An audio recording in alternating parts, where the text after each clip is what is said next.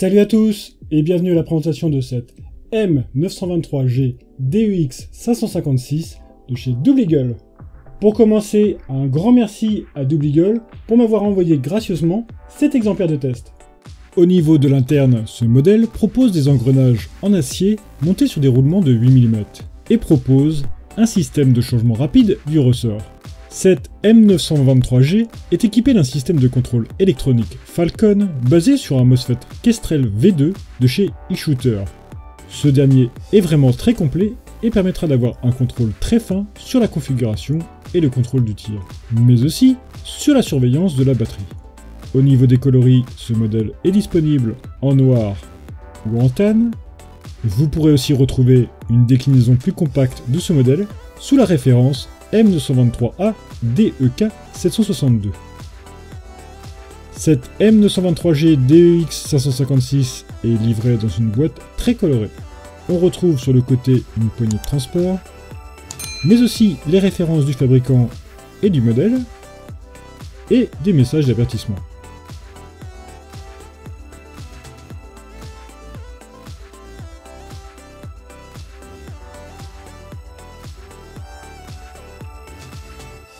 Après avoir ouvert la boîte, on découvre un sachet comprenant le manuel utilisateur, une notice rapide du MOSFET et une notice dédiée proposant une vue exposée de la réplique. Le manuel est uniquement en anglais et les illustrations permettent de comprendre facilement les différentes étapes pour utiliser la réplique. La notice du MOSFET renvoie, elle, vers des vidéos de démonstration qui sont très bien détaillées. On trouve ensuite un chargeur, une boîte d'accessoires proposant tout le nécessaire de maintenance pour recabler la réplique en T-DIN, mais aussi un jeu de clé Allen et un adaptateur T-DIN vers Mini Tamiya, et finalement les couvre-rails et un hand-stop avec leur visserie. On trouvera encore une tige de nettoyage, et pour finir, la réplique de M923G DEX 556 avec une étiquette d'information. L'ensemble de la boîte est très bien protégé par une mousse de qualité. Concernant les matériaux composant ce modèle, on retrouve du métal pour l'amplificateur de son, les différents leviers, la queue de détente, les tiges et levier de la crosse, et l'attache sangle. On retrouve un excellent polymère renforcé pour le garde-main et le corps principal. Les organes de visée, les couvre-rails, la poignée pistolet, le tube de crosse et la crosse sont eux faits d'un très bon plastique. La réplique propose plusieurs marquages airsoft.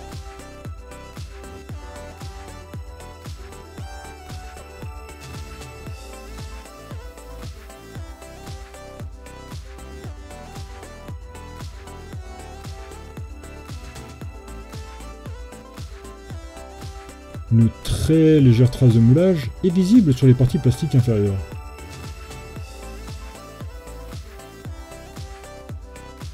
Une attache sangle pour système Quick Detach est disponible de chaque côté du garde-main.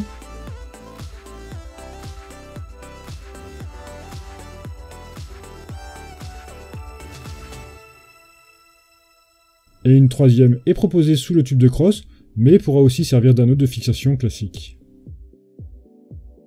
Le garde-main propose plusieurs séries de rails de type M-LOK sur les côtés et le dessous.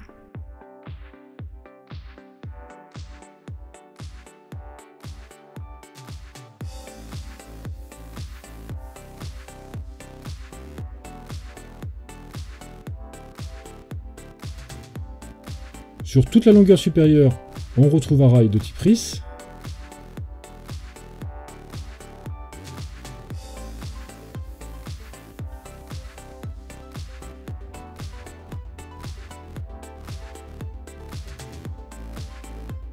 La poignée pistolet dispose de légers motifs en relief pour améliorer la prise en main.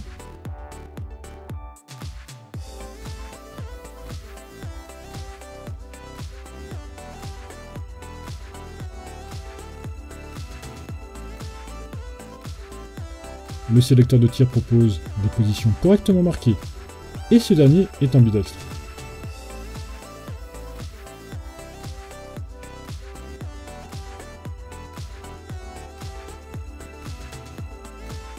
Le bouton d'assistance au rechargement est comme souvent factice.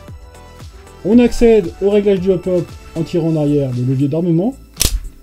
La roue de réglage est alors accessible via l'orifice de la fausse fenêtre d'éjection.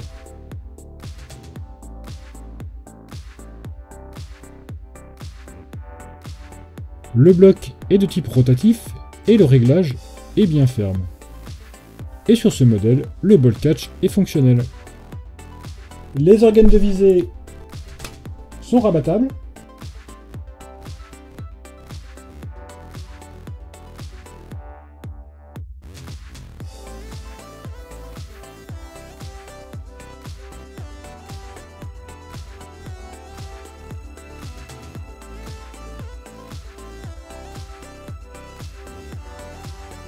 Ils sont tous les deux ajustables.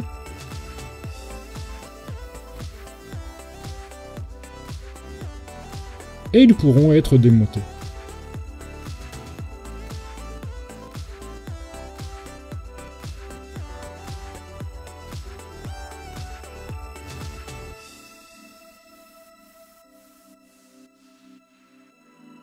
La crosse est réglable en longueur en appuyant sur un levier de déverrouillage sur le dessous.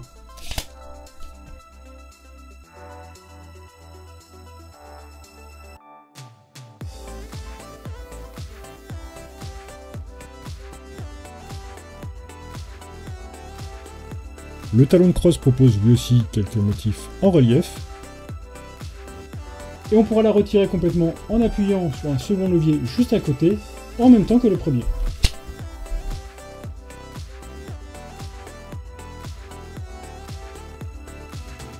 La batterie viendra s'installer dans le tube de crosse qui propose un très bon volume. Il faut ouvrir le compartiment qui est scellé par un capuchon qui bascule. On accède alors à la prise de type Téline. Aucun souci pour insérer mes différentes batteries LiPo en 7,4 et 11,1 volts.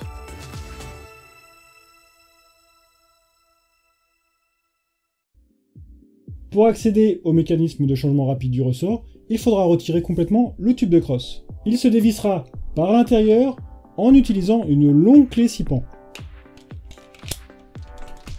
Une fois la crosse retirée, le changement de ressort se fait très facilement. La sortie et l'entrée du chargeur ne posent aucun souci.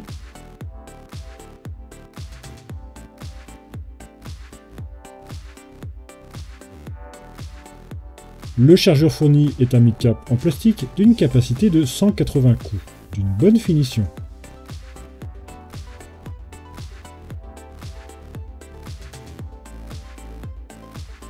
L'amplificateur de son peut être dévissé. Une fois retiré, il révèle un pas de vis de 14 mm anti-horaire.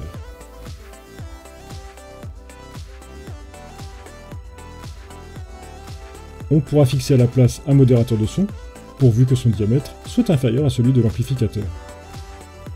Pour accéder au réglage du MOSFET, il faudra brancher une batterie, puis activer le Bluetooth sur son smartphone et lancer l'application eShooter. Au branchement de la batterie, une vibration se fait entendre.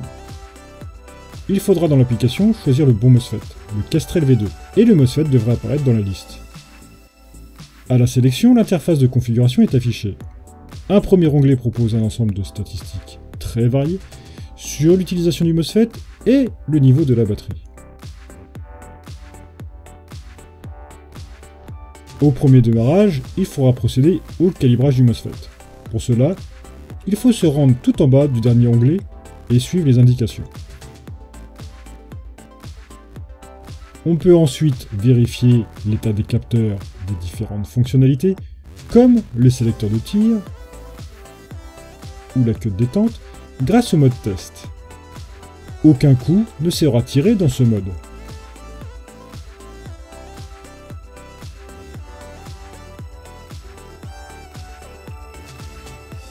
Le second onglet est dédié au réglage des différentes options. On pourra donc choisir les modes de fonctionnement de chaque cran du sélecteur de tir.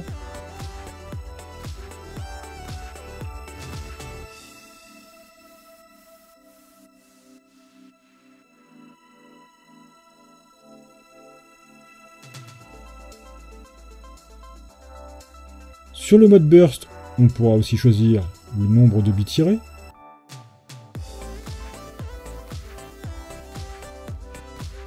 On pourra encore choisir la sensibilité de la queue de détente.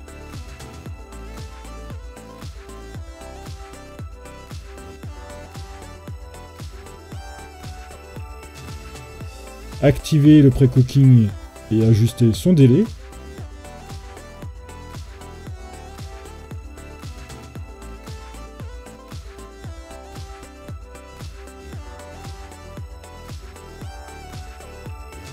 Affiner la cadence de tir. Ou encore configurer la capacité maximum du chargeur.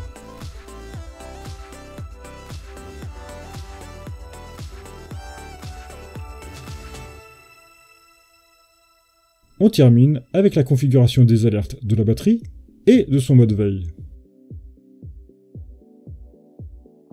Une fois les réglages terminés, on peut sauver différents profils de configuration pour varier les différentes utilisations possibles.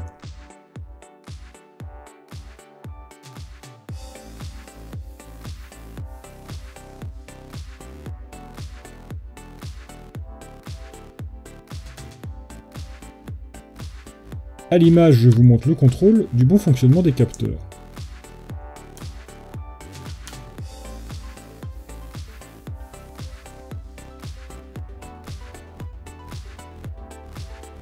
Puis je vous montre quelques réglages possibles. Pour commencer, je vais configurer le mode burst de 3 billes sur la position full auto.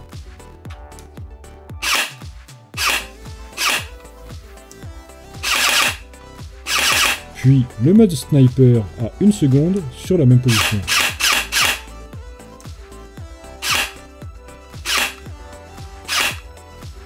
Ensuite, le mode binary.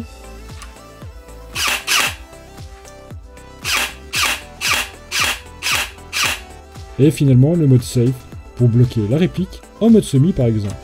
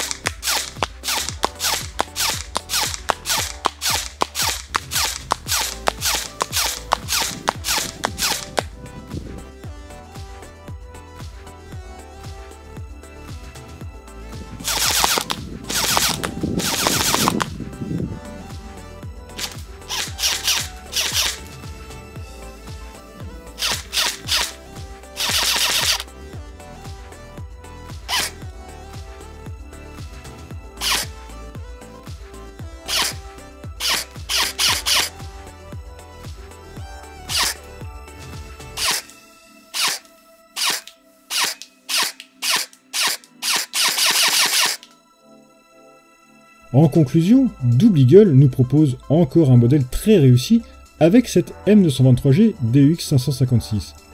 La finition externe est très bonne, les sensations et qualité de tir sont très agréables, mais il faut aimer les répliques bruyantes. Et finalement, le contenu de la boîte est plutôt généreux, et surtout, le MOSFET installé est vraiment d'une grande qualité, avec de nombreuses options disponibles et une application très agréable à utiliser. Ce modèle propose donc un rapport qualité-prix vraiment excellent et devrait satisfaire tous les profils de joueurs, du débutant au joueur confirmé. Merci à vous d'avoir regardé cette vidéo. Si vous possédez vous aussi cette réplique ou si vous voulez échanger sur cette dernière, n'hésitez pas à utiliser les commentaires. Pensez aussi à vous abonner à mes différents médias sociaux pour ne rater aucune nouvelle vidéo, suivre mon actualité et apporter votre soutien. Et je vous dis à très bientôt dans une prochaine vidéo.